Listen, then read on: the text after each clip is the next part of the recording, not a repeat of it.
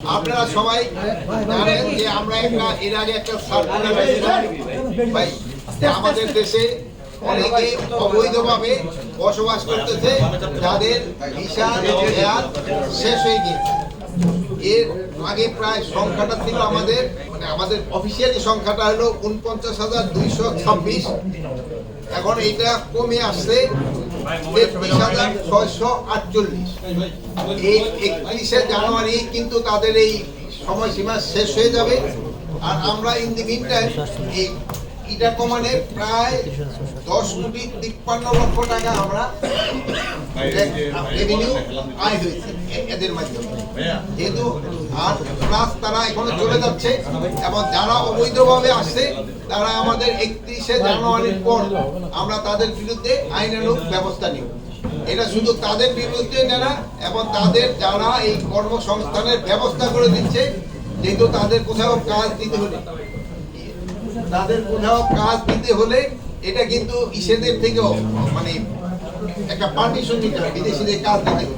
যদি তারা ওইটা না নিয়ে থাকে এবং এইটা করে থাকে, এই জন্য ওই যে সংস্থা তাদের যে প্রোভাইড করছে তাদের বিরুদ্ধে আমরা ব্যবস্থা নিব। এটা ছিল আমাদের একটা বড় ধরনের একটা এজেন্ডা। তারপরে তো নর্মাল আইন শৃঙ্খলা ব্যাপারে আলোচনা হয়েছে, প্লাস আমাদের সীমান্তের ব্যবস্থাটা সম্বন্ধে আমাদের আলোচনা হয়েছে, প্লাস আমাদের এই মাছ খাতে অনেক সময় হয়ে যাচ্ছে এই ব্যাপারে আলোচনা হয়েছে, প্লাস আমাদের যে কতগুলি লিমিটেশন হয়ে গেছে এইগুলির ব্যাপারে আলোচনা হয়েছে। যেহেতু আপনারা জানেন যে আমাদের ইসের পরে অনেক ক্ষয়ক্ষতি হয়েছে, যেগুলি আমরা এখন পর্যন্ত কিন্তু করতে পারিনি, রিপ্লেসমেন্ট করতে পারিনি। যেমন গাড়ি যেগুলি নষ্ট হয়ে গেছে আমরা এখনো রিপ্লেসমেন্ট করতে পারিনি। প্লাস আমরা জানেন যে আমরা বিএসএফ এর কোনো সময় বর্ডারে আমরা সব সময় লেথাল ওয়েপনই দেওয়া ছিল। আপনারা অনেকে জানেন বিজিবি কেন তারা সাউন্ড গ্রেনেড মানে নাই বা কেন টিয়ার শেল মানে নাই, বা এইগুলি তো বিজিবির কাছে নাই।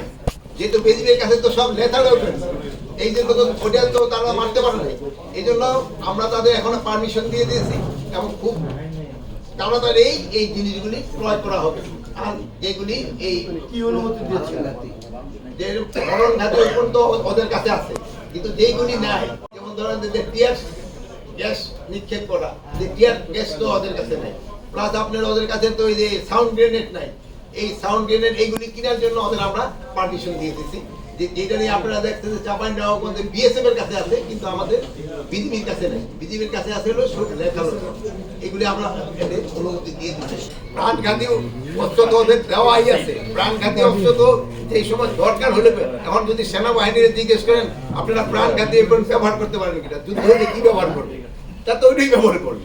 মানে পরিস্থিতি হলে তারা ডিকটেট করবে কোন সময় কোনটা ব্যবহার করবে। কি অবস্থা এখন সীমান্তের অবস্থা? এখন মোটামুটি স্টেবল অবস্থায় আছে, কোনো রকমের বড় ধরনের কোনো সমস্যা নেই।